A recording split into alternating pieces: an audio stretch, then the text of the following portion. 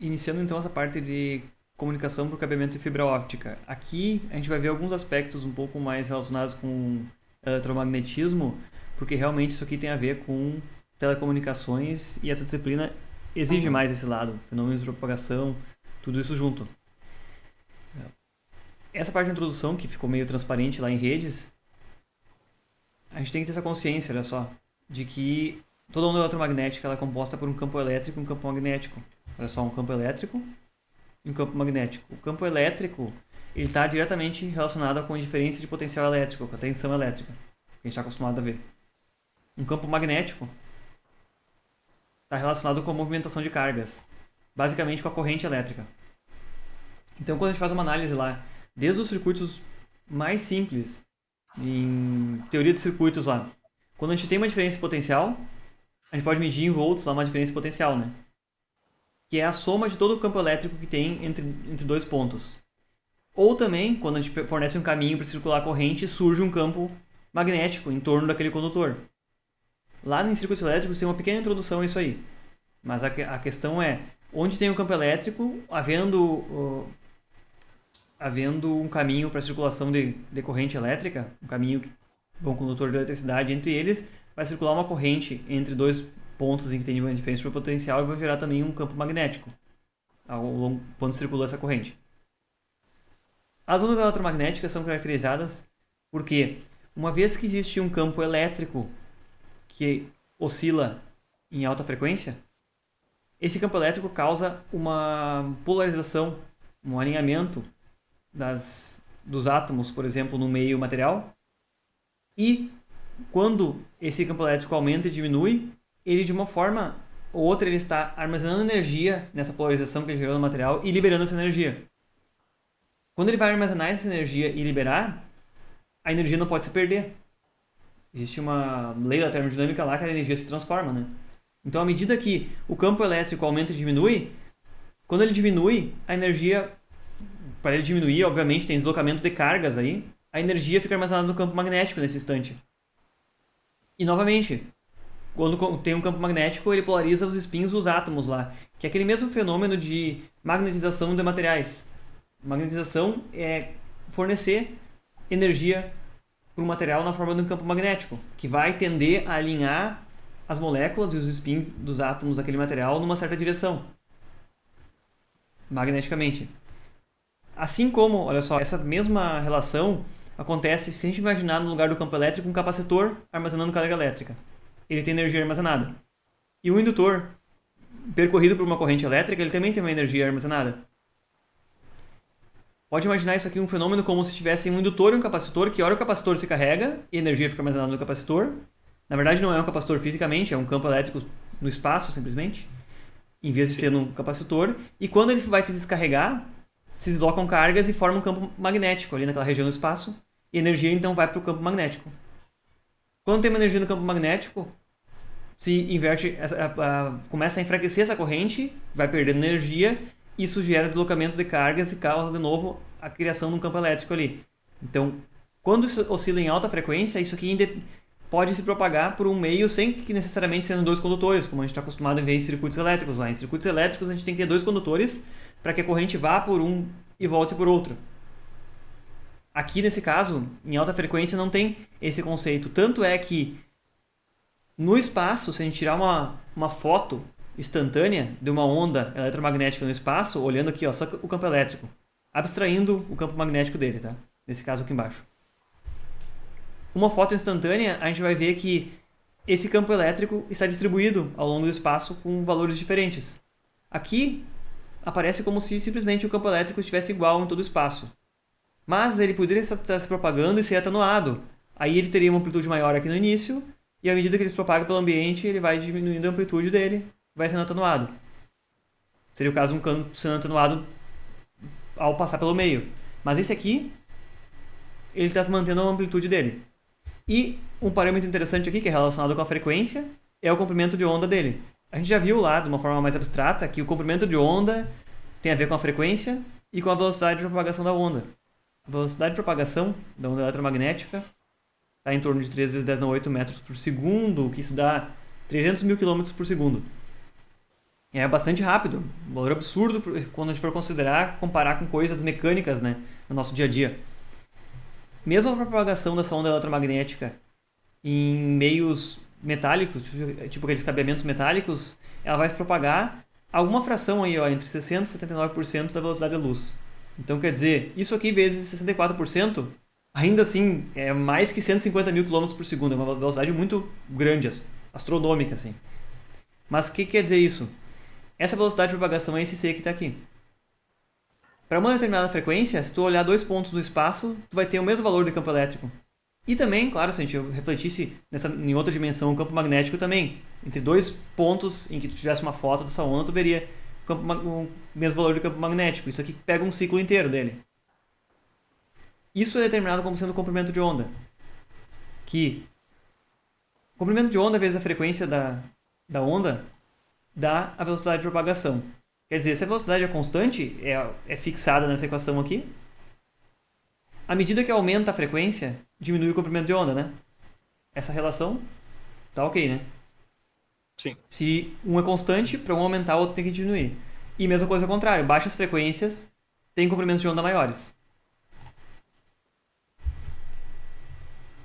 Então isso tem a ver com essa distribuição da onda no espaço.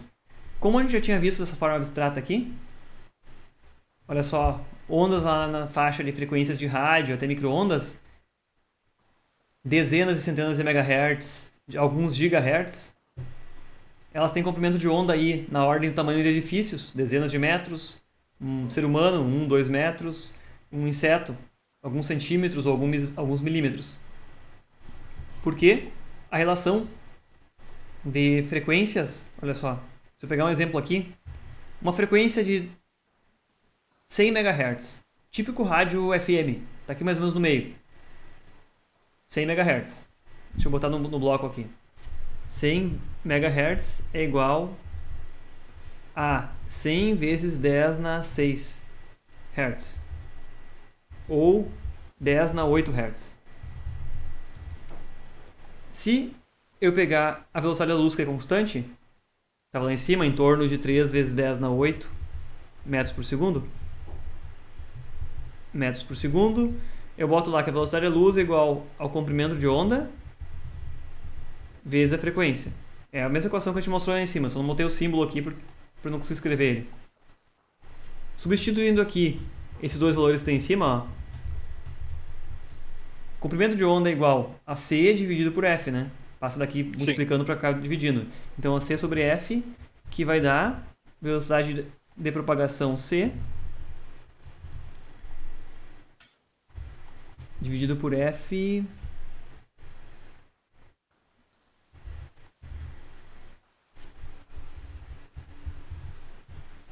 Isso aqui vai dar aproximadamente 3 vezes 10 na 8 por 10 na 8, 3 metros. Isso aqui já foi solucionado para pensar num valor que desse uma divisão inteira, né? Mas o que nos mostra aqui? Que lá em torno das rádios FM, que tem em torno de 100 MHz, o comprimento de onda é em torno de 3 metros. Quer dizer, efetivamente, numa frequência dessas de rádio FM, se tu pegar uma medida, conseguisse tirar uma medida instantânea de duas tensões separadas de 3 metros, na direção em que está se propagando a onda aqui, ó, tu conseguiria ver a mesma fase da onda. O que isso nos importa no mundo real? O que isso aqui vai refletir no mundo real para nós? O que isso mais vai influenciar o comprimento de onda? Tamanho, não. Tamanho. Começou no caminho certo. Tamanho da antena? Perfeito, isso aí. A antena, quando se estuda antenas lá, se vê rapidamente isso aí em Telecom 1, né? A antena, ela tem dimensões proporcionais ao comprimento de onda. Um dipolo de comprimento, meio comprimento de onda, é uma antena razoável já. Sim. Já consegue ter um ganho razoável naquela frequência. Mas aí tu tem o comprimento dele que seja meio comprimento de onda. Ela vai responder para outras frequências também? Vai. Só que vai ser muito atenuada. Então uma antena para pegar lá as frequências de rádio FM, 90 e poucos MHz até 105 MHz, desculpa, 80 e poucos MHz, 105, vai ter em torno de 3 metros de comprimento, em torno de meio comprimento de onda, 1,5 metro. Uma antena razoavelmente boa. Claro, podem ter antenas maiores, sim, podem ter antenas com mais multiplicidade em relação a esse comprimento de onda, podem ter antenas com refletores e todos os outros elementos. Mas isso aqui, então, influencia o tamanho da antena. Se a gente olhar para frequências mais altas ainda, bastante mais altas, tão mais altas que eu não quero nem falar em frequência. Olha só, 3 metros era 100 MHz, 850 nanômetros, a 1650 nanômetros. Quanto é que dá isso em relação a 3 metros? 1 milésimo de 3 metros é 3 milímetros, né? Sim. 1 milionésimo de 3 metros é 3 micrômetros. 1 bilionésimo de 3 metros, isso aqui é 1 nanômetro. Então pense nesse 1 bilionésimo aqui, um pouquinho mais, né? Porque é 850 vezes isso aqui. Então a relação aqui é de 1 bilhão menor, mais ou menos, do que esse comprimento de onda da onda de rádio. Ou seja, 1 bilhão de vezes frequência mais alta, né? É a banda de frequências em que ondas eletromagnéticas com essa frequência são para nós consideradas luz. Tem essa natureza. Ah, quer dizer que são frequências muito altas? Sim, e são exatamente os mesmos tipos de... as mesmas relações. Em geral, para a gente usar como, vamos dizer, como antenas para esses comprimentos de onda, a gente tem componentes que têm dimensões similares, do tipo sensores, que têm moléculas ou têm estruturas com uma ordem de grandeza de tamanho desse tamanho aqui, nanômetros, para que sirvam, digamos assim, como antenas que vão receber esse tipo de sinal de luz. Certo. Quando tu fala em capturar luz, tu não fala em construir uma antena, tu fala em pegar um sensor. O sensor atua como uma antena porque ele tem certa sensibilidade e certos comprimentos de onda estimulam ele. E traduzem comprimento de onda, uma onda eletromagnética, um certo comprimento de onda, em um estímulo elétrico, em uma corrente elétrica, por exemplo. Células solares são interessantes. Olha só, células solares para energia fotovoltaica são como diodos. Já ouviu falar sobre isso aí? Uhum. Uma célula solar faz mais ou menos o oposto do que faz um LED, por exemplo. O LED você fornece uma tensão e corrente elétrica, ele transforma em luz. A célula solar pega uma luz em certos comprimentos de onda na qual ela é sensível e faz gerar uma corrente elétrica ali. Você fez a disciplina Sim. já de sistemas de energia? Não. Não? Não está fazendo, então, ainda? Não, acho que foi considerada como prática. Ah, beleza. Certo, claro. Ela não foi ofertada, então. Mas nas disciplinas de sistemas de energia, você tem uma noção geral sobre isso aí. E aí tu pode lembrar disso aí, olha só. Os painéis fotovoltaicos têm sensibilidade para certos comprimentos de onda. Inclusive nessa faixa do infravermelho, que é esse comprimento de onda que eu estou falando aqui, ele também tem uma certa sensibilidade, porque o Sol irradia muito nessa banda aqui de infravermelho. Uhum.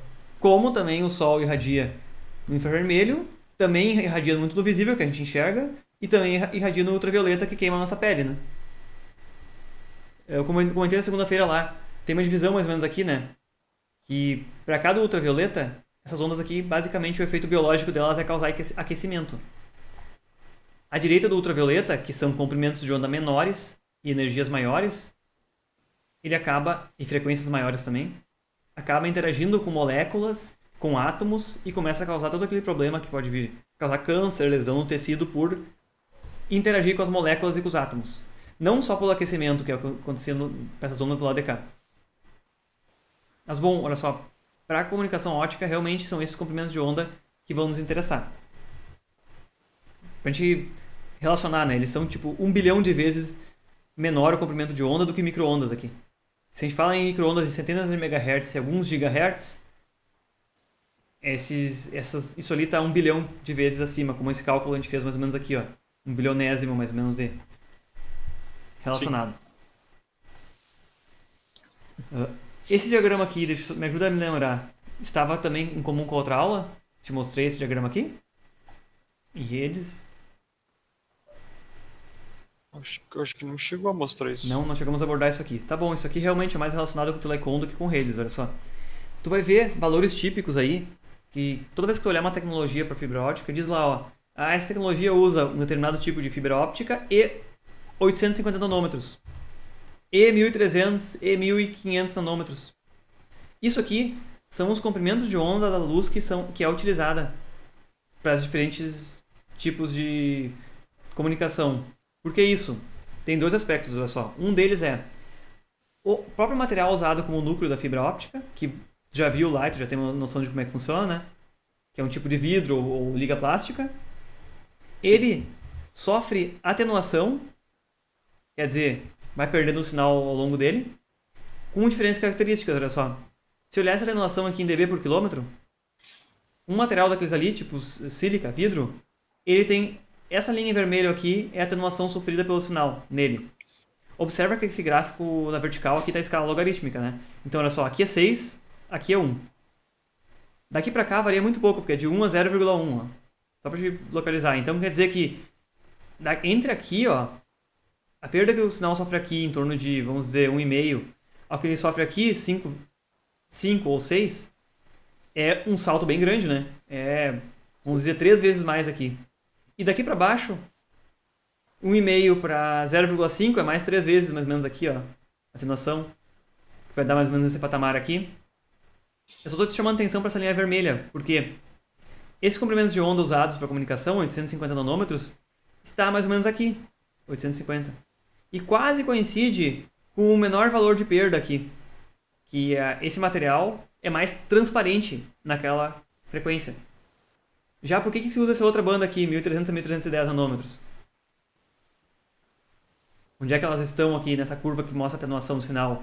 Oba, aqui 1310 nanômetros, mais ou menos, ó. 1,3 micrômetros. É 1310 nanômetros. Aqui é outra banda em que a atenuação de frequência, a atenuação do sinal é muito pequena. Compara aqui com aquela frequência anterior lá, ó. 1,5 para 0, menos que 0,4. Então quase 5 vezes menos atenuação. Quer dizer que o material é 5 vezes mais transparente. Aquele comprimento Sim. de onda. E também, olha só, melhor ainda, esses comprimentos de onda aqui. Em torno de 1500. Lá embaixo ainda. Então, ao mesmo tempo isso aqui foram escolhidos esses valores para pegar os pontos em que a atenuação da luz na fibra óptica é menor, considerando os materiais que o núcleo é construído, né? Significa que ele é mais transparente. Isso aqui é muito mais transparente do que a própria atmosfera, o ar que a gente enxerga, através do qual a gente enxerga. Eu acredito, a atmosfera não é tão transparente como isso aqui. E o que mais? Essa escolha aqui também é influenciada pela tecnologia de semicondutores que existem, porque não é possível, ou pelo menos não era possível em tecnologias anteriores, fazer emissores de luz, LEDs e lasers com qualquer valor de comprimento de onda aí. Os primeiros lá, que eram mais simples, tinham alguns comprimentos de onda fixo que se conseguia gerar. Atualmente já é possível, já tem tecnologia em que se pode gerar vários comprimentos de onda muito próximos um do outro com laser diferente. Isso é conseguido simplesmente mudando as dimensões do laser na hora de fabricar ele. O laser tem esse fenômeno, enquanto que o LED depende de uma propriedade química do próprio semicondutor e tem que se descobrir diferentes componentes químicos para gerar diferentes cores. O laser é muito relacionado, o fenômeno de geração de luz é relacionado com o tamanho físico de algumas estruturas feitas dentro do laser. Sabia que um laser é o tipo de LED também? Só que ele tem uns fenômenos a mais em cima. Um laser, se for relacionado com uma corrente muito baixa, ele é exatamente o comportamento de um LED. Quando se chega em níveis de corrente mais altos, ele sofre uma estimulação, em que a própria onda se propaga dentro dele e estimula a gerar mais energia. Então, a diferença entre laser e LED é essa. Mas eu digo, essas escolhas aqui também foram relacionadas com isso, com tecnologia de semicondutores para gerar e para receber e sentir essa luz, para transformar de volta a luz em sinal elétrico no final. Espero que tenha ficado claro para ti essas relações aqui, olha só. Então tem comprimentos de onda bem específicos usados. Por que acontecem essas atenuações maiores em algumas regiões aqui? E se for observar, olha só, seria muito bom se a atenuação só caísse, né? Tendência a cair. Mas em alguns momentos aqui, ó, em alguns comprimentos de onda específicos, a atenuação é muito mais alta. Um dos fenômenos que está relacionado com isso aqui, com esses picos de atenuação, é a interação com alguns tipos de molécula no material. E um dos tipos de molécula são radicais, um oxigênio e um hidrogênio. HO.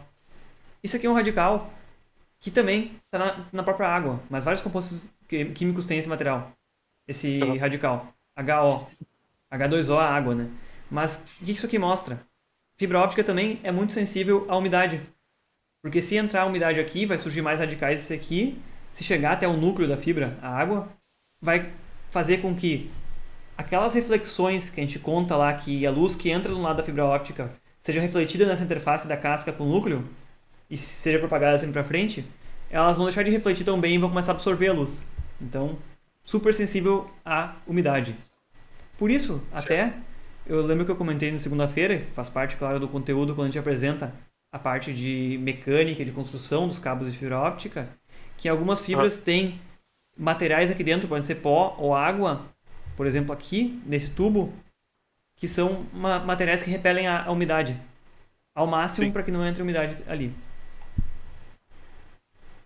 Bom, eu acredito que nós já vimos aqui na parte de redes toda essa importância da construção da estrutura do cabo para que nenhum esforço mecânico externo ao cabo, que é natural do processo de instalação, do manuseio, seja passado para o núcleo, porque o núcleo é uma parte muito sensível. Aí tem uma ideia por trás disso aqui, eu já ouvi alguns alunos comentarem isso, inclusive, de que tem a impressão de que fibra óptica quebra muito fácil, é muito... A impressão de que fibra óptica é muito frágil. Mas, de uma forma geral, realmente, o elemento que conduz luz é muito frágil, mas ele só é exposto ali na pontinha do conector. Tudo o resto, os esforços são suportados pela capa. Então, se você for optar por uma coisa e outra, por uma determinada instalação, tem requisitos de velocidade, tem requisitos de distância, ele é cumprido por um cabeamento de fibra óptica. É uma desculpa dizer que o cabo é muito frágil e pode romper? Um cabo mecânico, um cabo de um condutor metálico, sujeito ao mesmo tipo de estresse que fosse romper um cabo de fibra óptica, também romperia. Também arrebentaria. Então, isso não é uma desculpa ou um argumento para se selecionar o tipo de instalação, fibra óptica ou cabeamento metálico. Obviamente que parece que o cabeamento metálico, por serem fios individuais lá dentro, metálicos, tu sabe que eles aceitam uma certa torção, uma certa tração, eles podem parecer mais robustos do que o núcleo da fibra óptica pequenininho ali. Mas cabos selecionados para o mesmo tipo de aplicação, com a mesma classe de instalação, mesmo meio de instalação, o que pode ser suspenso, o que pode ser enterrado, os diversos, que a gente vai dar uma olhada também quando voltar em protocolos aí e especificação de condutores. Se eles forem selecionados para a mesma aplicação, eles vão ter uma fragilidade da mesma classe. Bom, a gente já explorou bastante isso aqui sobre justificativa, formas de construção, como é a organização dos elementos lá dentro, a gente vai ver. Esse elemento muito importante aqui, de fora, que é o elemento de tração, que evita que passem esforços mecânicos de dentro para fora. Aqui nós vamos entrar agora num detalhe um pouco mais aprofundado. Nós vamos falar de dois tipos de fibra óptica, olha só. A gente está falando só, agora, de diferenças entre o núcleo aqui. Porque tem dois fenômenos diferentes que podem acontecer na propagação de sinais dentro de uma fibra óptica. Esses fenômenos são diferentes nas fibras que são chamadas multimodo ou nas fibras que são chamadas monomodo, single mode ou SFM. Vou começar pelas multimodo. As fibras multimodo, elas têm dimensões daquele núcleo maiores, 50 a 62,5 micrômetros. Isso aqui, para a gente ter uma comparação, um cabelo humano tem entre 50 e 100 micrômetros de diâmetro. Então isso aqui ainda é menor que um cabelo humano em diâmetro. Em comparação assim, é uma dimensão muito pequena. Tanto que a gente vê aqui, ó, essa aqui é uma fibra multimodo, essa foto. Isso aqui a gente enxerga a parte da fibra realmente exposta, essa parte semi-transparente aqui. Isso aqui, essas outras partes aqui são a capa e a casca, eu acredito que aqui foram removidas as duas juntas. E essa comparação aqui, o cabelo humano e essa da fibra óptica multimodo, a gente tem uma noção do tamanho que ela é. O fenômeno de propagação dela, dentro dela, é basicamente o que é ilustrado nessa figura aqui. Que existe uma certa abertura aqui digamos, de aceitação da luz, que se a luz entrar com um ângulo pequeno, ou idealmente mais reto possível, né, aqui, ela vai ser refletida nas paredes e vai seguir sendo refletida. Se ela entrar com um ângulo muito inclinado aqui, ela vai bater e vai ser difratada e vai ser absorvida pelas paredes da fibra, não vai se propagar. Mas basicamente, o mais reto possível que se acoplar a luz aqui, melhor. E aí, o que acontece se tiver uma curva aqui? Se tiver uma curva suave, grande, beleza. Vão continuar se refletindo, a mudança de ângulo aqui é muito pequena, não muda muita coisa. Ok, vai passar por lá. Agora, se a gente fizer uma curva muito abrupta, tipo, parecida com as dimensões do próprio cabo, imagina uma coisa muito abrupta mesmo. Uma curva aqui. Olha esse ângulo de aceitação aqui. Se o raio entra muito inclinado, ele não consegue mais ser refletido para dentro, ele vai ser difratado e vai ser absorvido pela casca. Sim. Então, pode chegar num ângulo absoluto aqui, ó, em que uma reflexão chegue quase perpendicular a ele. Ó. Então, aquele ideal de que os raios se propagam ali e são refletidos das paredes, vale para determinados ângulos em que essa interface entre a casca e o núcleo realmente funciona como um espelho. Se pegar um vidro e em determinados ângulos que tu olha para ele, tu vê que ele parece um espelho e ele reflete bem, né? Passa um certo ângulo, tu já não vê ele refletir, já fica meio opaco, não reflete mais tão bem.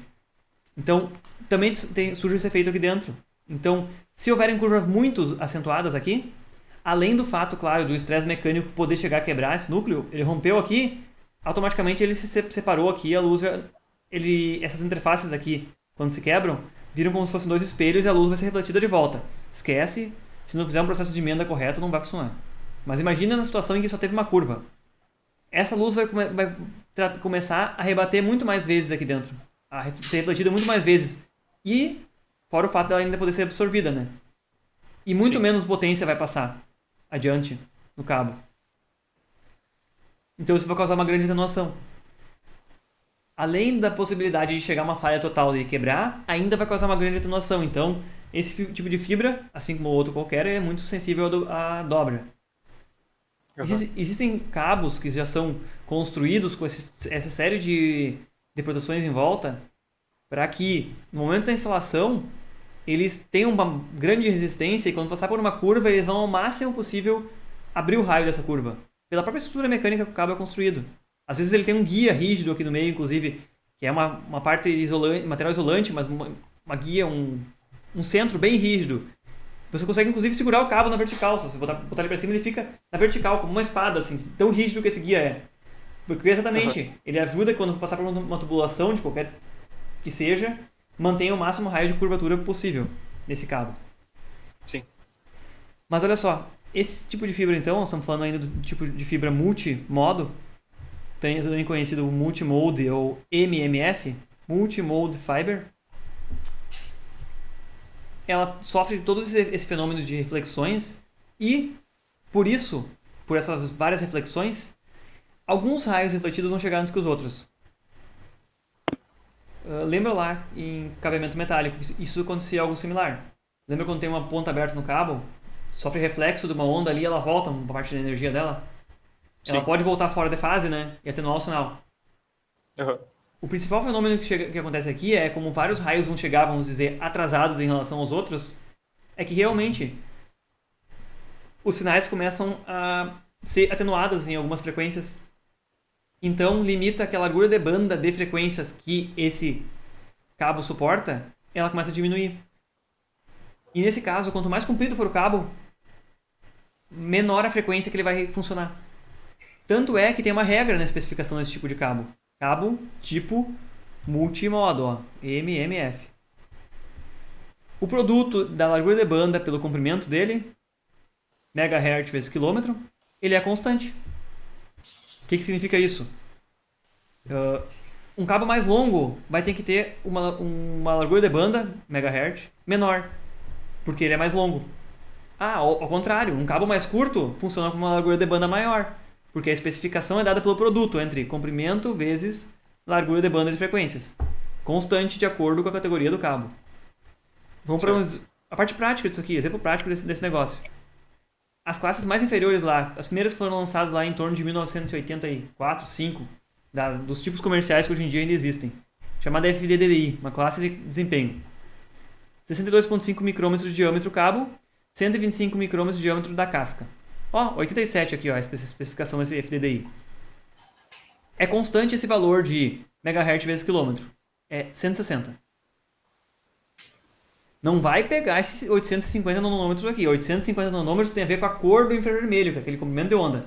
Não é isso que a gente está falando agora. A gente está falando sobre resposta em frequência desse sinal de luz que foi injetado. 160. Certo.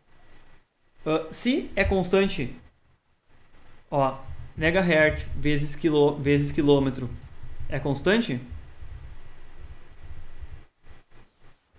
nesse caso é igual a 160. Se eu tenho uma interconexão que tem comprimento 10 km, vamos dizer,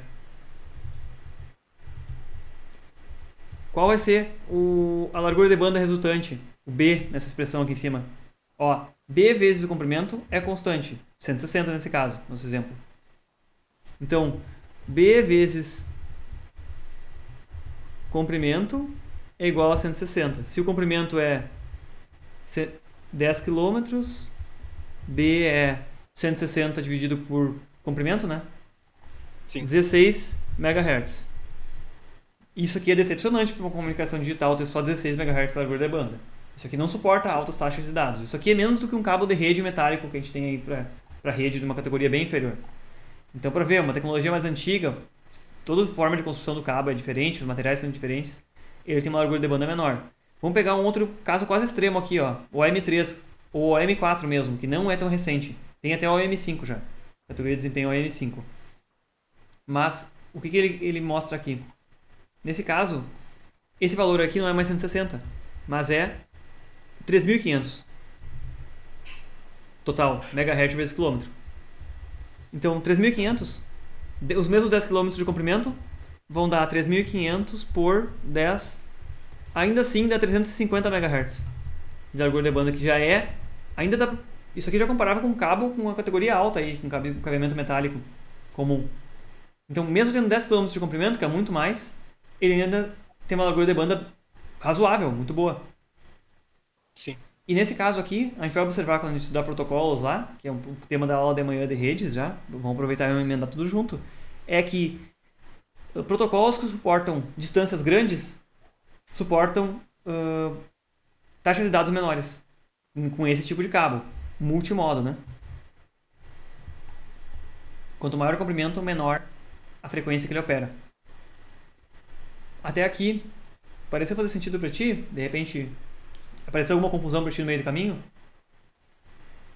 Eu me contradisse em relação à aula de redes ou ela tá bem? Não, tá bem. Tá bem, então. Espero que você esteja te convencendo. Aí, a gente entra no segundo tipo de fibra óptica. O segundo tipo de fibra óptica, que é o tal de monomodo, ou single mode, SFM. Lembra, o outro era MMF, né? Agora é SMF. Single Mode Fiber. Ele tem tanto uma construção com um diâmetro menor, muito menor o diâmetro da fibra do núcleo. Apesar do diâmetro da casca ser o mesmo, a luz se propaga pelo núcleo, né? Que no caso tem 9 a 10 micrômetros o diâmetro do núcleo. É muito menor.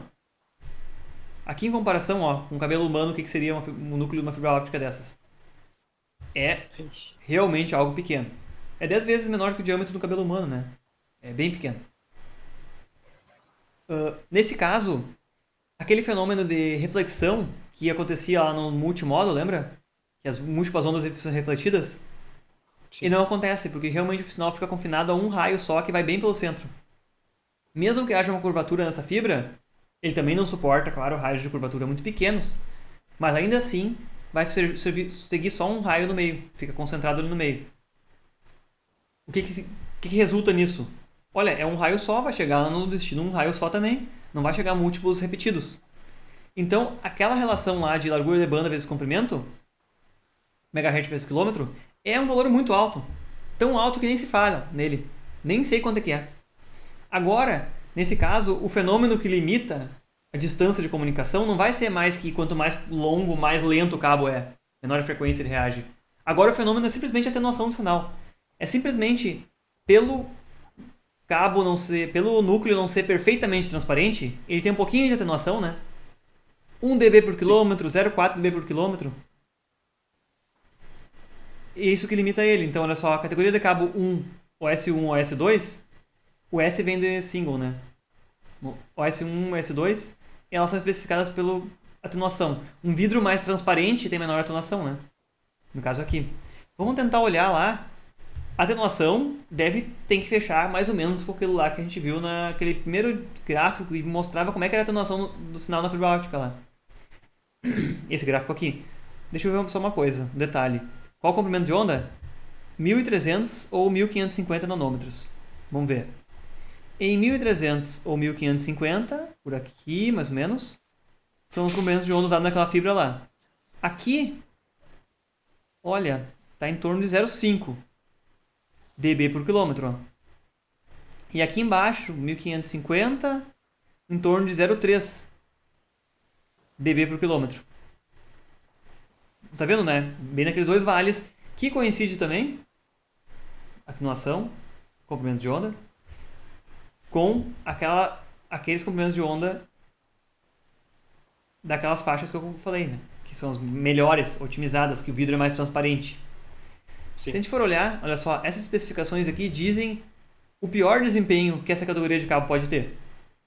Então, quer dizer, olha só, 0,4 dB por quilômetro não poderia ser utilizado, por exemplo, num cabo que tem esse desempenho mostrado nessa curva em vermelho, porque em 1.300 ele tem um pouco mais de 0,4. Ou em torno de 0,4 dB por quilômetro de atenuação. Aham. E em 1.500, ok, já sobra desempenho, né? Porque a atenuação é menor do que necessária. Então, cabos daquelas categorias de desempenho ali tem que ter no máximo essa atenuação por quilômetro. Isso é garantido pelo fabricante, senão ele não pode dizer que o cabo dele tem essa categoria.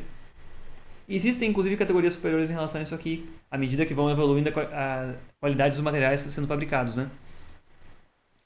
Uma coisa que começa a ficar mais crítica ainda é que a construção, tanto dos conectores como dos dispositivos ativos mesmo, tipo os modems, os transceivers que são usados nas pontas do cabo, ela cada vez fica menos tolerante a qualquer falha, qualquer diferença de tamanho. Porque olha só, o alinhamento que tu precisa quando bota um conector, dois conectores de fibra óptica, ele tem que ser, o desalinhamento tolerado é muito pequeno. Se tem 9 micrômetros só de diâmetro, o desalinhamento tem que ser menor do que 1 micrômetro, porque 1 micrômetro de variação vai fazer com que uma parcela grande da luz não passe pelo cabo. Mas Sim. pode começar a imaginar isso aí, é 1/10 do raio do cabelo. O diâmetro dele. Vamos dizer que se o erro do alinhamento tem que ser 1/10 disso, é 1/100º de um fio de cabelo, é algo muito pequeno. Então, a parte de construção mecânica dos conectores, dos dispositivos, começa a ficar crítica aí. Começa a puxar os limites do que a tecnologia de fabricação de dispositivos e componentes chega. Então a gente começa a ficar mais preocupado com isso aí. E além disso também, olha só, a gente vai ver ali embaixo, no procedimento de solda para emenda de cabos de fibra óptica, que é a forma mais eficiente de tu estender um cabo ou de consertar um cabo é fazer uma emenda, não é botar um conector. Também exige que as máquinas sejam mais precisas para fazer uma emenda cada vez com dimensões menores, com precisão. Sim. Eu deixei até um link aqui com material adicional, se tiver curiosidade de olhar alguma coisa sobre isso aqui. Mas é bastante ilustrativo, assim. Tem umas figurinhas mais bonitas que as que eu selecionei aqui, falando sobre esses fenômenos ali, os mesmos tipos de estruturas, alguns tipos de fibra de formas diferentes. Aqui, ó, essa figura é bem legal, porque ela mostra esse efeito que acontece aqui, ó, quando se perde a luz. Olha só, quando a luz que está no núcleo, ela vem bem paralela à direção da fibra, ela vai se propagar simplesmente reto.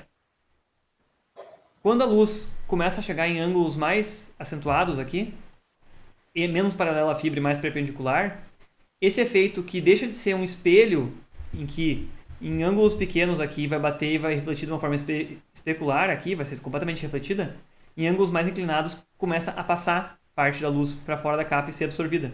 É basicamente aquilo que tu enxerga na água, ó, quando tu bota algum objeto dentro da água, parece que ele fica quebrado dentro da água. Na verdade, o que acontece aqui é que o objeto segue sendo reto, né? Mas a luz, quando passa da água e reflete e sai da interface da água pro ar, ela sofre uma deflexão. Ela muda levemente o ângulo. Se a luz vinha vindo reto para cima, ela sofre uma leve deflexão. E ao chegar nos nossos olhos, ela dá essa impressão de que, na verdade, ela não viria do mesmo lugar, viria de outro ponto. É similar ao que acontece aqui. Até certo ângulo é um espelho. Assim como tu olhar uma poça d'água, até um certo ângulo a poça d'água é um espelho, né? Perfeito. A partir de um certo ângulo, tu começa a enxergar essa ilusão de ótica aqui, que é essa variação de ângulo de propagação, ó, da luz chegar aqui e levemente trocar o ângulo de propagação em vez de seguir reto, ela dá uma quebradinha pro lado. É o mesmo efeito aqui, que acontece com a luz visível dentro d'água. Mas bom, isso aqui é um material realmente mais informativo para ter uma visão diferente em relação ao mesmo conteúdo que a gente já viu. Lá em redes a gente deu uma olhada aqui sobre redes ópticas passivas e ativas. Nós chegamos a avançar bem na explicação disso aqui? Não, essa parte do... O senhor parou nessa parte. Certo. É verdade, eu pulei nessa parte porque realmente estava começando a ficar longa a aula. Ok, deixa eu só ver uma coisa aqui. Bom, o que é bastante pertinente isso aqui, olha só. Redes passivas e ativas. Existem duas formas, se for pensar, em construir uma rede de fibra óptica. Em primeiro lugar, todos os dispositivos, as interfaces de rede, dos dois lados de cada fibra, tem que ser compatíveis com o mesmo padrão, né? Tem que aceitar os mesmos comprimentos de onda, o mesmo diâmetro da fibra, taxas de dados e tudo mais. Isso é relacionado lá com uma camada de comunicação física em enlace, a pilha de protocolos lá. E redes ativas são redes que têm dispositivos intermediários que são dispositivos de outra natureza que não são somente ópticos. Por exemplo, um próprio switch no meio do caminho. Se tiver um link aqui de fibra óptica do lado de cá, em que a natureza dos meios de comunicação aqui é fibra óptica, do lado de cá também é fibra óptica, aqui são clientes da rede, terminais ópticos, tipo modems, que a companhia de telefonia entrega em casa das pessoas quando você assina uma conexão por fibra óptica. Uhum. E esse dispositivo no meio, ele recebe um sinal que vem do meio de fibra óptica, transforma em sinais elétricos, pode processar ele, pode fazer todas aquelas funções daqueles concentradores que a gente viu em rede lá. Ele pode ser só um repetidor, que regenera o sinal, ele pode ser um switch, que realmente roteia os pacotes, ele pode ter roteamento na camada de rede, pode fazer qualquer função aqui, mas a questão é, ele é ativo, ele transforma os sinais ópticos em elétricos, processa eles e regera para o outro lado com o destino certo, ou repete para todo mundo, algo ativo no meio do caminho. Já as redes, olha só, imagina que se uma companhia de telecomunicações tem que espalhar caixas repetidoras ao longo de toda a cidade aí, penduradas em postes por tudo que é lugar aí. Assim como acontece com telefonia. A DSL tem isso aí, tem repetidores e regeneradores de sinal por aí espalhados. Sim. Se tornou bem mais barato usar outra abordagem de rede que é possível com fibra óptica. Já que a fibra óptica suporta uma distância muito maior de comunicação e taxas de dado razoavelmente maiores também, e agora que o custo dela não é tão maior do que um cabeamento metálico, começou a surgir essa possibilidade de usar isso aqui, essa tecnologia chamada FFT, Fiber to the Home, mas não somente em instalação doméstica, home, né? Mas também em outros tipos de instalação, você pode utilizar isso aqui, que é de forma passiva, sem precisar ter um equipamento ativo, um equipamento super simples aqui no meio. Ele simplesmente multiplexa, quer dizer, sinais enviados do servidor na direção dos terminais que acessam a rede, as unidades ópticas lá das casas dos clientes, ele simplesmente é dividido, parte da potência de luz vai para cá, parte vai para cá, parte para cá e parte para cá. Igualmente, basicamente. Ou seja, um sinal transmitido aqui vai para todo mundo. Quase como um broadcast que a gente vê em redes lá. Uhum. E como é que funciona a volta? Isso aqui usa um certo comprimento de onda, uma cor de luz, vamos dizer assim. Cada terminal na volta responde em outro comprimento de luz para usar a mesma fibra. Opa, economiza, não precisa de uma fibra para transmitir e uma para receber. Economiza. Sim. Por que isso aqui não seria muito viável assim se fosse usar cabeamento metálico aqui nesse caso? Duas diferenças, olha só. Cabeamento metálico, ele teria uma maior atenuação, teria que ter vários repetidores no meio do caminho. E outra coisa, ele suporta em geral taxas de dados menores. Então, a taxa total de dados que todo mundo tem junto é compartilhada, né, nesse caso. Todo mundo comunica pelos mesmos cabos aqui. Pelos mesmos cabos de fibra ótica, pelos mesmos cabos metálicos. Pela mesma fibra, efetivamente. Um núcleo só de fibra que vem daqui, tem a luz espalhada e recebe o retorno de todo mundo também, junto, o mesmo núcleo. O fato é, como a fibra óptica suporta distâncias maiores e taxas de dados bastante maiores, sensivelmente maiores, outro fato também, ela é um isolante elétrico, então ela não conduz energia elétrica em baixas frequências, nas frequências que a gente considera aí energia. Tu não vai ter como causar um curto-circuito entre esse terminal aqui e esse aqui pelo cabo, porque eles são realmente isolados um do outro. Olha só, como a taxa de dado possível é muito maior do que cada um deles individualmente quer, supomos aqui, se tem 4 assinantes, essa linha aqui de fibra óptica, qualquer lance aí vai suportar talvez 1000 megabits, facilmente. E cada um dos assinantes não vai assinar uma velocidade de 1000 megabits. Se muito, ele vai assinar 50, 100 megabits para cada um dos assinantes aqui. Vamos dizer que eles têm 100 megabits aqui, esse aqui tem 100. Todo mundo tem um plano de internet super bom aí. 10 assinantes com 100 megabits.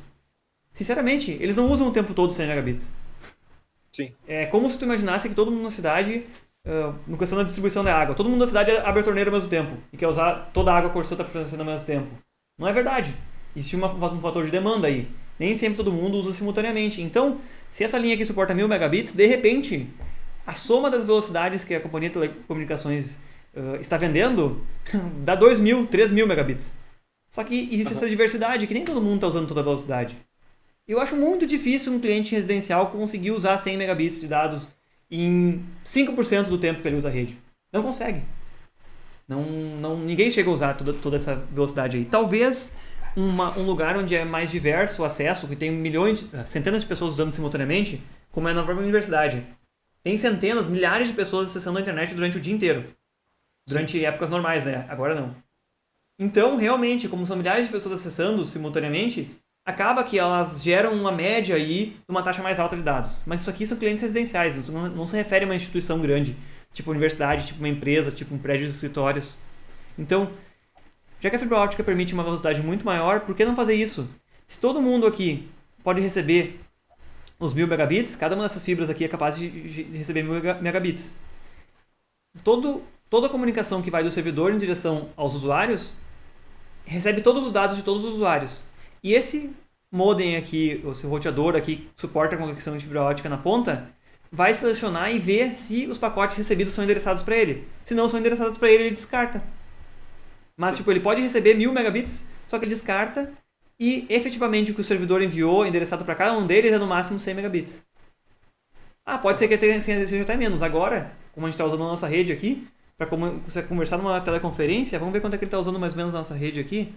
Na minha rede local ele está usando, meu Deus, menos de 2% aqui, ó. Menos de 2%. De 100 megabits que é a minha rede local, isso dá menos de 1 megabit. Está usando para fazer streaming da minha tela, streaming do meu som e da minha webcam para ti, simultaneamente. O que acontece? Todo mundo recebe o que é para todo o que quer dizer, cada terminal aqui recebe todos os pacotes que são para todos os clientes, mas ele descarta que não é para ele. Ok? Sim. Tá bom, isso é possível. E o retorno? E se todo mundo resolvesse transmitir de volta as respostas simultaneamente? Chegaria aqui, esse dispositivo ele é bidirecional. A luz que vem daqui é dividida para todos, a luz que chega de qualquer um deles é direcionada de volta para o servidor também.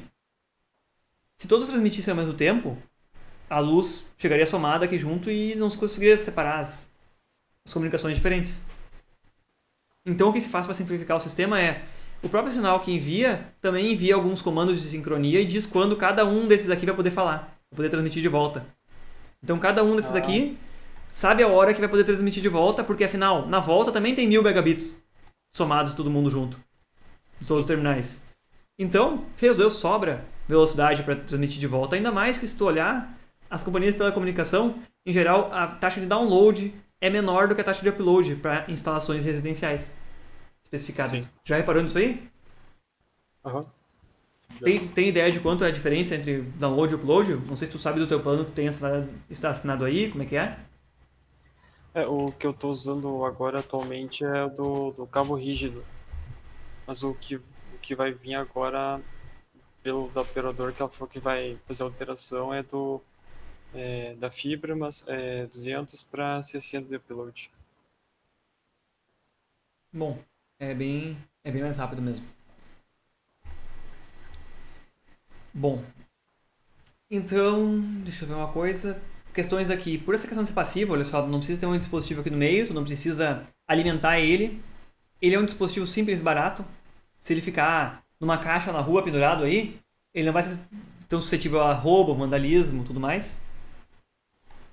Aqui, para ter uma ideia, esse dispositivo splitter óptico aqui é simplesmente isso aqui, um cabinho desse. Isso aqui é o grande dispositivo splitter óptico, que é a base das redes passivas. Ó, de um lado é ligado no lado que vem o servidor, que vem todo download vem por aqui e todo upload vai ser refletido de volta para lá. E aqui simplesmente ele separa e joga a mesma quantidade de energia no stream de download para cada um dos conectores, que vão ficar ligados aos terminais dos usuários.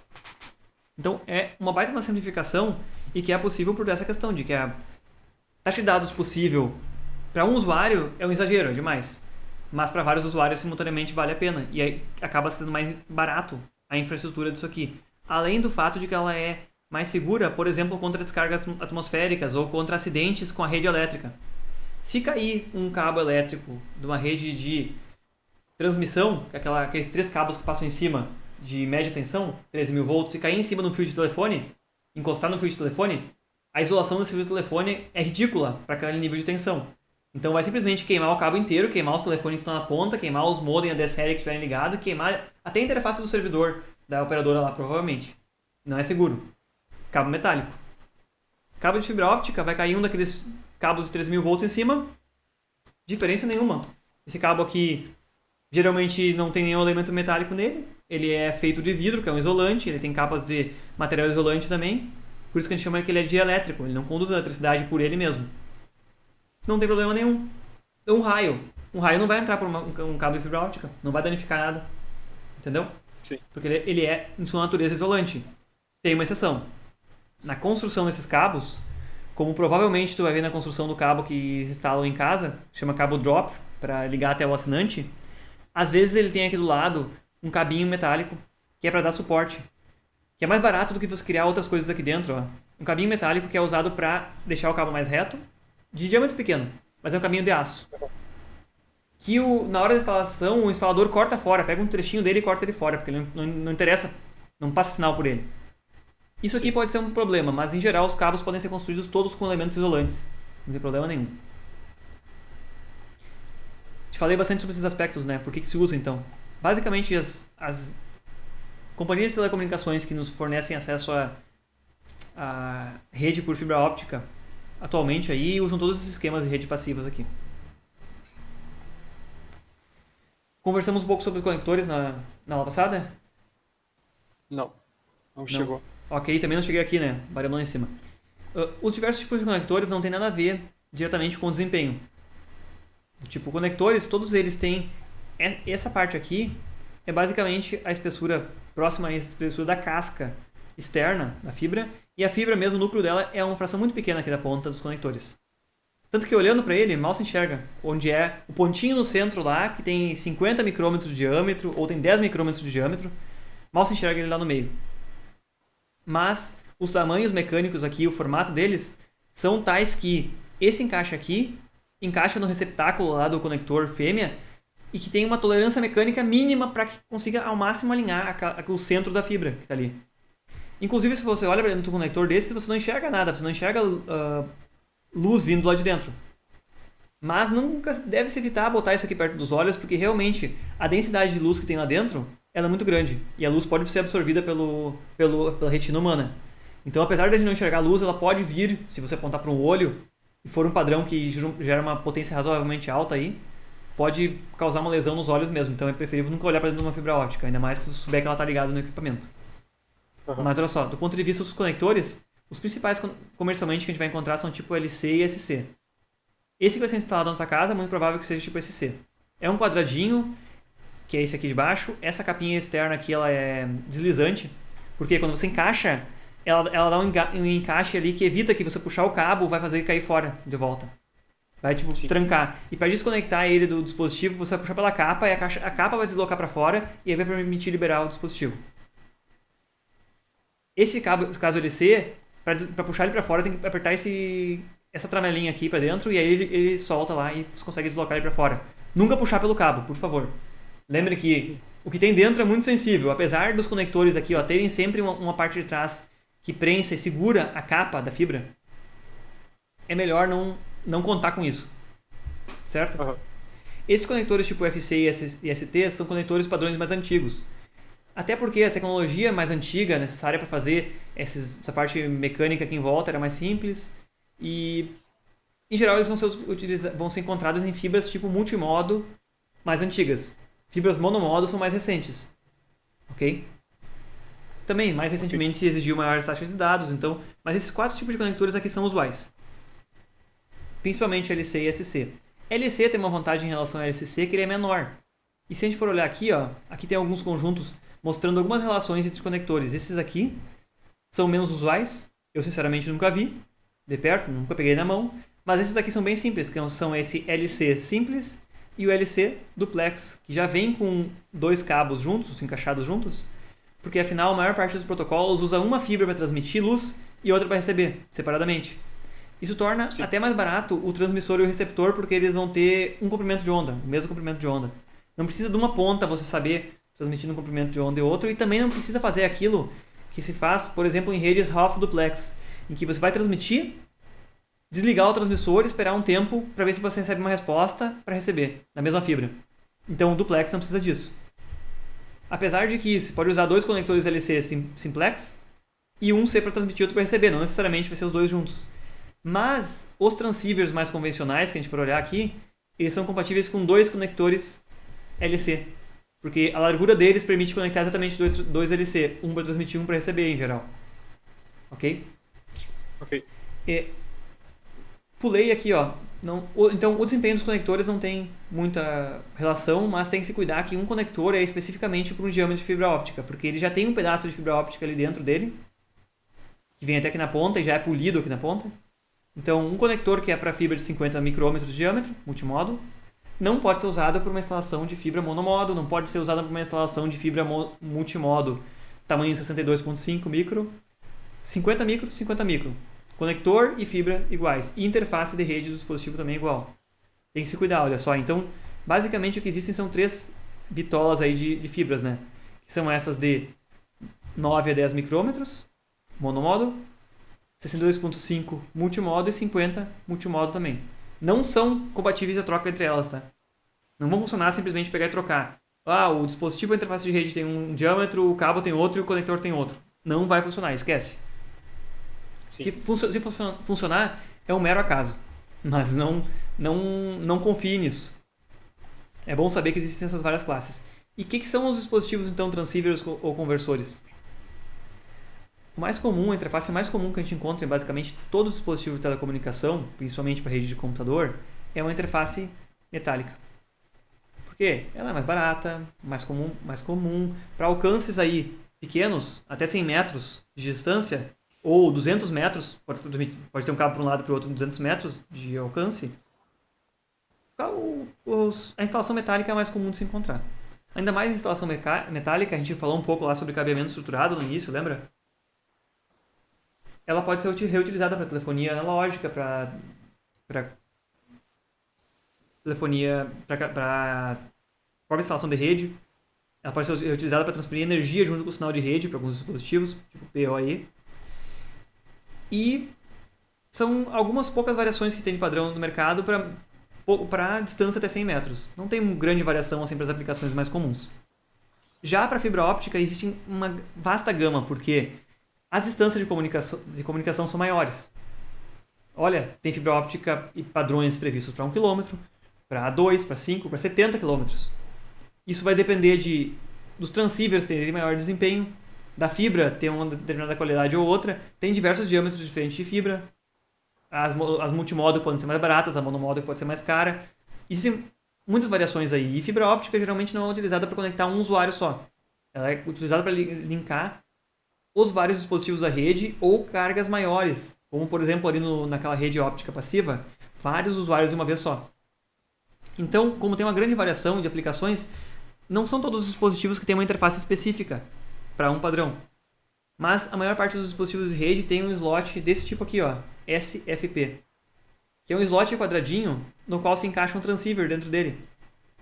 Então, um dispositivo genérico de rede, como aqui é um conversor, em que um lado tem uma interface base metálica, base T, e o outro lado tem um desses soquetes, ou então pode ser um transceiver que de um lado tem a base metálica e o outro tenha diretamente algum padrão de fibra óptica aqui, ó, os conectores ópticos, tipo esse também, ó, metálica e conectores ópticos.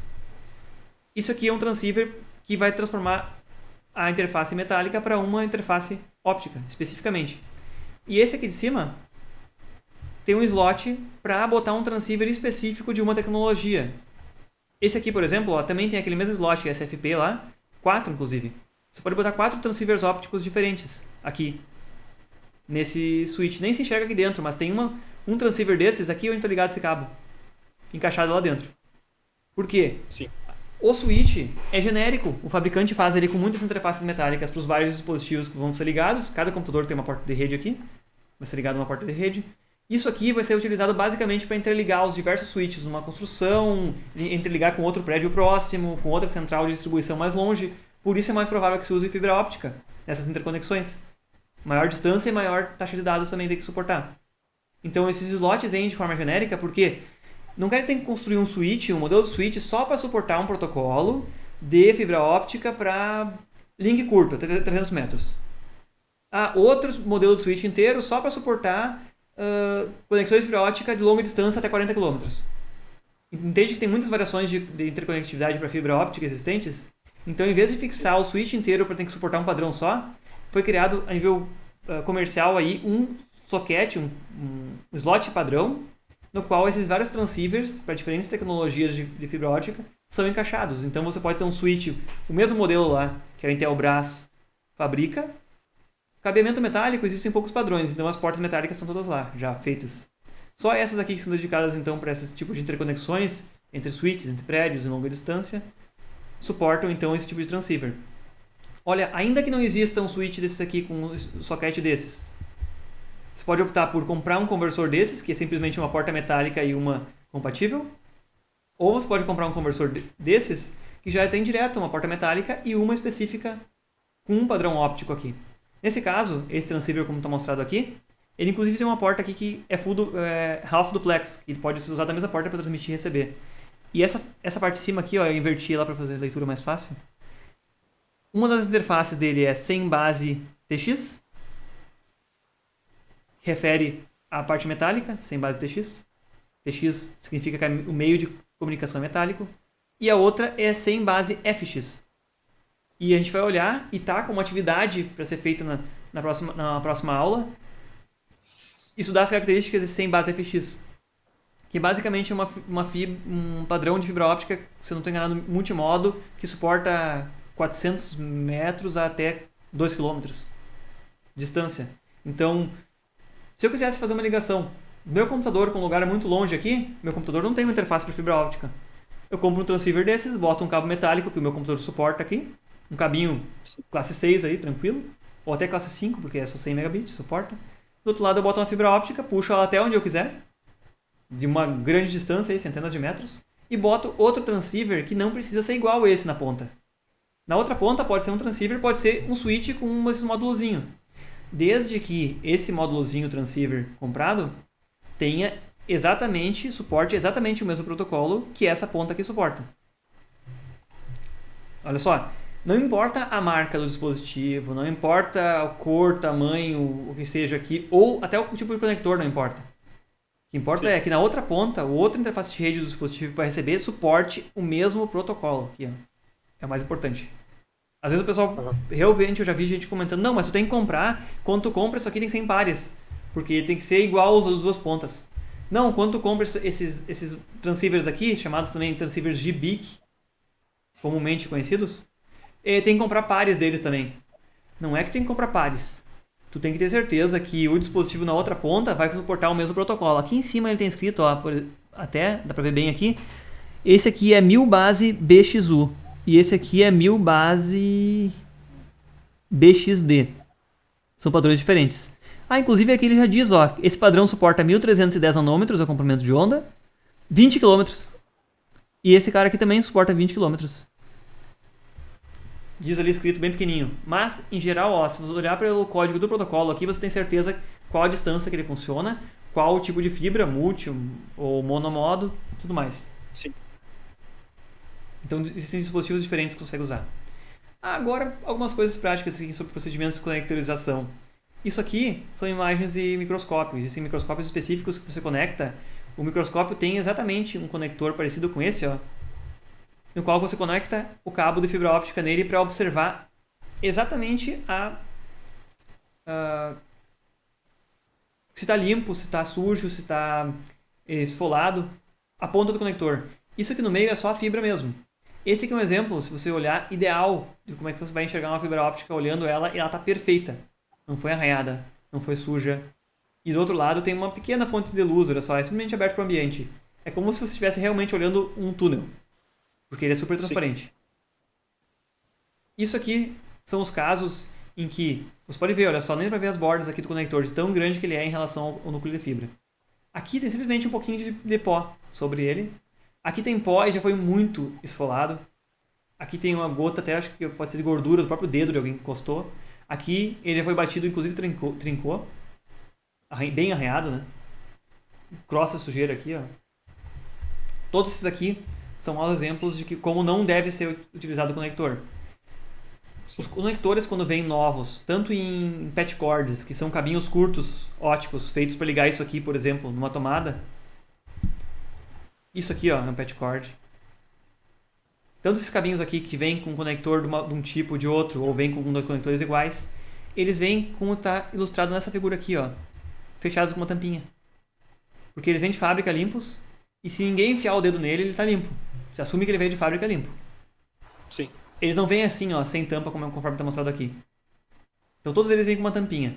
Também o dispositivo óptico, seja o modem, quando o cara vier instalar na tua casa, observa bem aí, aproveita a aula prática. Quando o cara vier instalar aí, fica de olho.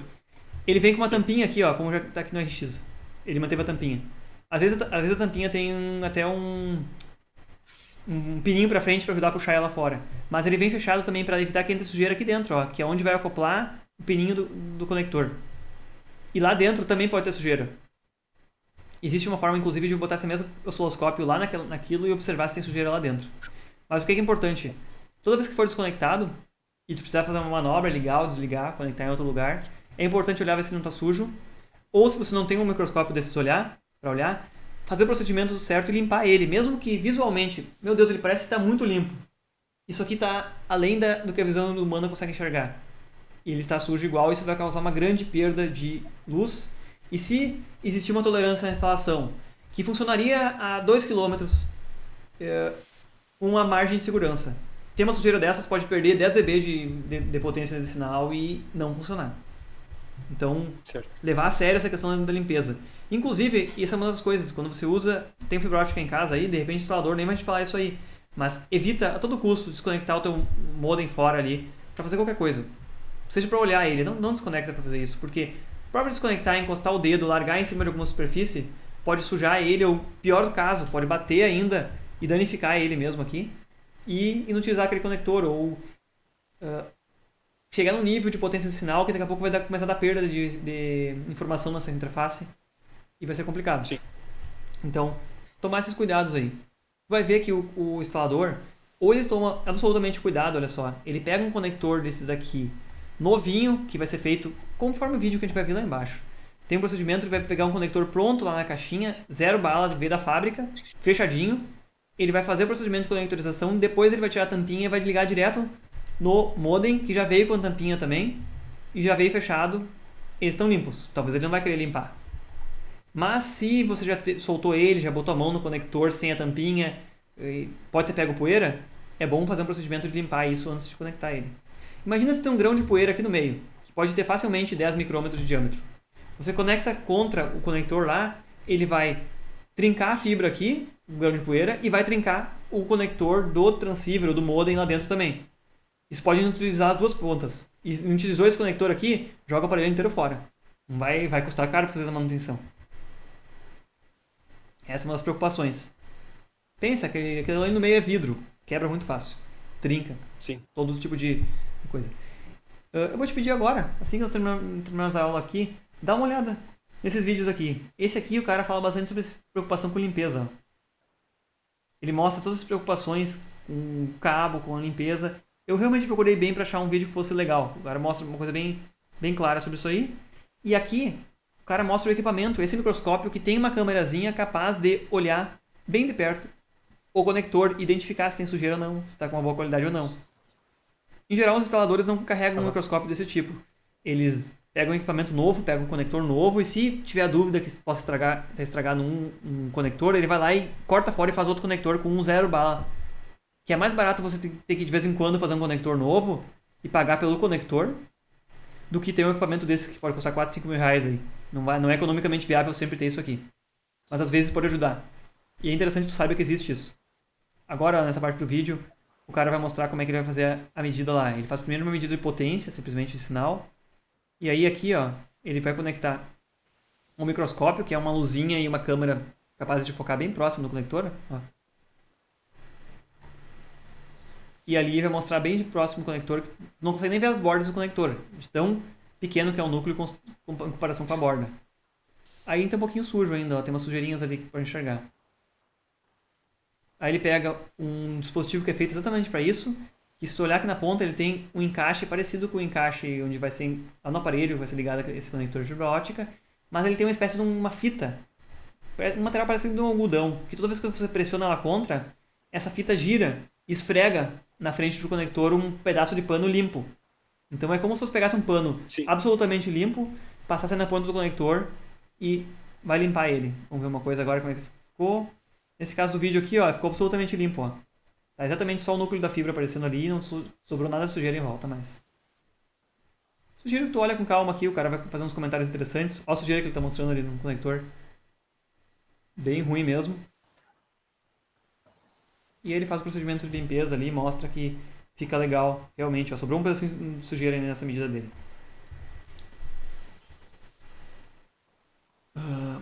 Esse segundo vídeo aqui de baixo, eu achei interessante também, o cara mostra como operar uma máquina de fusão de fibra óptica, que é uma máquina capaz de fazer emenda de fibra óptica. Como é que é feita essa emenda? Primeiro passa por todo um procedimento de limpar, decapar o cabo e limpar o cabo, usando uma ferramenta certinha, um alicate no tipo certo. É usado o álcool isopropílico, que é um álcool que não deixa umidade nenhuma. Ele evapora 100% e deixa absolutamente limpo. É bem difícil de mostrar na câmera a ponta da fibra óptica ali, porque ali o que está segurando é a capa ainda. A fibra está praticamente transparente ali. Mas o que entra de interessante ali, já está na qualidade máxima aqui, é que ele usa uma máquina automática ali, ó. Eles conseguem ver a fibra realmente quando ele bota contra um fundo preto para conseguir enxergar ela. O próximo passo, depois de decapado e limpo, ele tem uma maquininha aqui que é bem simples, que é um disco que vai cortar a fibra para que a ponta dela fique absolutamente reta, perpendicular. Isso se chama clivagem. Esse disco aqui, ó, deixa eu parar o vídeo aqui onde está. Não sei se tu conseguiu perceber na parte anterior do vídeo aqui, é que tem um disco que se desloca. Essa parte aqui, ó, vê o meu mouse? Ela se desloca para fazer o corte da fibra. Olha só. Aquilo ali é super afiado. Ele não vai fazer um corte tipo de pegar com um alicate e apertar, que meio que esmaga ao mesmo tempo. Se mede a distância correta aqui, para que fique uma quantidade suficiente de fibra exposta, e ao fechar aquela embalagem e correr o cursor, aquele disco, ao mesmo tempo que a fibra está sendo segurada dos dois lados, aquele disco passa pela fibra e quebra ela, na verdade, e fica exatamente proporcional, perpendicular à quebra na ponta. Obviamente que a olho nu não se enxerga isso. Quando é que se enxerga isso? Ele fez esse procedimento em duas partes, em duas fibras. Aí ele ligou a máquina de fazer a fusão de fibra óptica.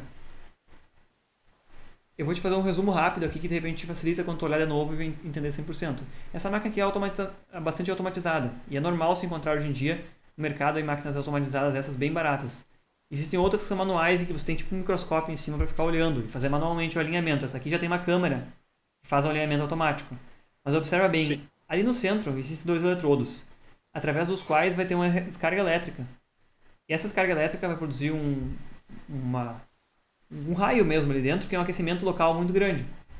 E ali no centro, ele vai derreter então os dois lados das duas fibras para que elas se unam de novo e o vidro se funda dos dois lados, como se fosse um pedaço inteiro de vidro. Uhum. Para isso, olha, ele fez aquele procedimento de decapar, limpar e clivar a fibra de um lado. Já tinha uma medida naquele clivador, aquele disco de corte do tamanho certo que tem que ficar exposta a fibra. Ele bota e deixa bem próximo do centro aqui, ó, dentro dessa cavinha azul aqui, tá a ponta da fibra. Ele vai fazer a mesma coisa do outro lado, da outra fibra que ele quer emendar. E vai deixar aqui dentro. Se Não sei se tu percebeu na parte anterior do vídeo que essas partes aqui, ó, elas conseguem se mover nas duas dimensões. Aqui e aqui, independentemente controladas, inclusive, pela própria máquina. Então, uma vez que você fecha de novo o encapsulamento, que a gente não vai conseguir observar aqui, isso aqui vai mecanicamente se mover e a câmera que a máquina tem dentro consegue observar as fibras a nível de precisão menor do que micrômetros ali, com uma câmerazinha que tem ali dentro. Ele vai alinhar e tocar elas de frente, uma para outra. Então, ele está mostrando ali que ele vai botar uma fibra de um lado, vai botar outra fibra no outro. Passou por aquele mesmo processo. E a máquina, já que ela é computadorizada, ela tem uma câmera, ela vai inclusive avaliar se você fez a clivagem correta da fibra, se a interface de frente da fibra está suficientemente reta. Senão ele vai dar um erro e vai acusar, ó, a ponta da fibra não foi clivada corretamente, repita o procedimento. Vai ter que decapar ali, ó, bem pertinho. Tá vendo as duas pontas da fibra? Dos eletrodos, né?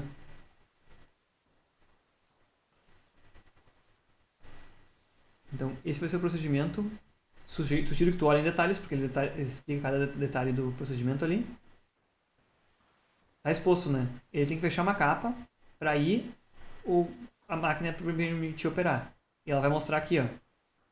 É uma vista da câmera que ela tem internamente, ela já avaliou e realmente as interfaces estão boas, a fibra aqui no centro. Alinhou ela. Tu viu que tem antes aqui apareceu duas vistas XY? Uma é como está olhando numa dimensão e a outra perpendicular, tipo uma de cima e uma de lado, para alinhar tanto para cima e para baixo quanto lateralmente e a fibra ficar. Toca as duas de frente uma para outra. Isso aqui são os núcleos da fibra que estão expostos lá no meio, né? E vai gerar a fibra multimodal, ele identificou. Ele gera uma descarga elétrica lá dentro, fica cego por um instante e se fundiu no meio a fibra. Dá pra ver, ó, que resta um pouquinho da interface, não ficou 100% perfeita, né? Mas ainda assim, ele disse que ficou tão bom que deu 0 dB de perda na emenda.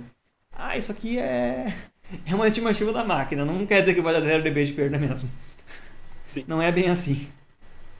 Mas, bom, ficou razoavelmente bom pela imagem da máquina e pelo olho humano mesmo, vai ver quando ele tirar da máquina a fibra, não se percebe praticamente nada. Ela terminou o procedimento automático, ele vai tirar dali e os dois lados foram unidos de novo. E praticamente não se enxerga a união no meio. A parte seguinte do processo, ele pega uma capa termocontrátil, que ele já botou antes um dos lados da fibra, ó, e bota pro meio, bem naquela parte ali, porque afinal, como ficou só o núcleo exposto, ele é muito frágil agora. Então ele bota de forma que a capa termocontrátil passe um pouco por cima da capa do lado de cá, passe um pouco por cima aqui também. E ele bota dentro de uma parte da própria máquina de fusão que gera o aquecimento ali. E com o aquecimento vai contrair essa capa e vai agarrar firmemente os dois lados e vai dar um suporte mecânico para que seja razoavelmente resistente agora a fibra, mesmo depois da parte que foi exposta. Isso é questão de, acho que 2 minutos, ele já está pronto ali. Ele já remove ali dentro e está feita a emenda. Isso aqui tipicamente não é feito nessas redes, como eu te falei, de Fiber to Home em casa. Porque realmente essa máquina é bastante cara. Esse processo é mais utilizado e é feito, por exemplo, nas caixas de fibra óptica na rua. Essas quando o pessoal que está instalando a infraestrutura da empresa puxou um cabo com múltiplas vias e vai ali conectorizar aquele cabo no poste. Aí é feito esse processamento de fusão para pegar as fibras lá e uma ponta de um cabo que chegou, por exemplo, um lado, e botar um pedacinho de fibra já previamente conectorizado. Já vem com conectores com uma classe de perda menor. E já vem um pedacinho de fibra nele, alguns centímetros, às vezes meio metro, e eles são conectorizados na ponta de um cabo. Por isso precisa da emenda. Esses conectores, como a gente vai ver aqui embaixo, que é esse conector que eu expliquei que é feito em casa, que o instalador provavelmente vai vir na tua casa e vai fazer um conector desse na hora, na ponta do cabo dentro da tua casa aí, ele tem uma possibilidade que tem uma perda maior do que se fosse feito com aquela emenda lá. O procedimento para fazer essa conectorização aqui também, ele não é tão complicado, mas eu te digo, assiste ele com cuidado e ver os passos. Primeira coisa que ele começou fazendo, eu comentei contigo que podia ser que o cabo tivesse uma parte de metálica junto, que é a única parte que poderia conduzir energia elétrica, né? Mas essa parte só dá suporte mecânico para o cabo e ajuda que ele fique mais reto. E a primeira coisa que o instalador faz aqui, ele pega, destaca fora essa parte metálica e corta ela fora, simplesmente. Porque aqui na ponta não é mais tão necessário que tenha resistência mecânica. Dentro da tua casa não vai ficar sendo tracionado o cabo, não vai sofrer nenhum tipo de estresse mecânico maior. E aí ele pega lá as ferramentas certas e vai decapando partes da fibra. Ali já tirou a capa, ó. E esse moldezinho pequeno ali é um gabarito que tem o tamanho certo da ponta que tu vai ter que expor a fibra. Quando tu aperta ele ali, ele já tem o tamanho certo e olha só, ele vai fazer aquele processo de clivagem que é fazer a quebra da fibra, pelo disco, tem um disco ali, ó. Sim. Que vai se deslocar e quebrar a fibra. Vai afirmar a fibra dos dois lados e quebrar ela no meio, para ficar com a interface retinha também. Ele segura já o tamanho exato que tu vai precisar para fazer o conector depois. Que era só o procedimento de fazer a conectorização. Tu viu que ele não limpou, não fez nada? Não. Alguns cuidados ele tomou, porque olha só, ele cortou um pedaço do cabo fora, descartou a ponta lá. Na hora que tu faz esse aqui e bota dentro do gabarito aqui e bota aqui para ser cortado, para ser clivado, sobra um tanto lá que vai ser descartado. Então, se aquela parte da ponta pegou alguma sujeira, pegou alguma umidade, ela já foi descartada, não tem problema, né? Sim. Ele cuida para não botar a mão em nada ali também. Não botar mão na ponta da fibra, por exemplo. Porque depois, na hora que ele for conectorizar, diretamente aquela ponta da fibra lá vai entrar dentro do conector e vai se alinhar, porque o conector tem uma estrutura ali dentro que alinha e cola a fibra ali dentro. Bem rente lá na frente. Só que ela tem que ter sido já cortada do tamanho certo. E quando fechar isso aqui, essa parte de trás dá suporte mecânico e fixa na capa do cabo. Tanto que ele roda aquele anel por cima ali para prensar bem o cabo lá dentro. E como eu te comentei, o conector já vem com uma tampinha. Então a chance dele ele já vem mais limpo. E se faz todo o procedimento correto, não pega sujeira na fibra que vai ser inserida dentro do conector. Então, tomando o devido cuidado, já é bem mais tranquilo. Aquela capa que eu te falei que desloca, ó. Percebe que quando ele botou a capa pra dentro, ela voltou pra trás um pouquinho? Opa, Sim. deixa eu voltar aqui. Ele inseriu, ó. Vou diminuir a velocidade do vídeo, peraí.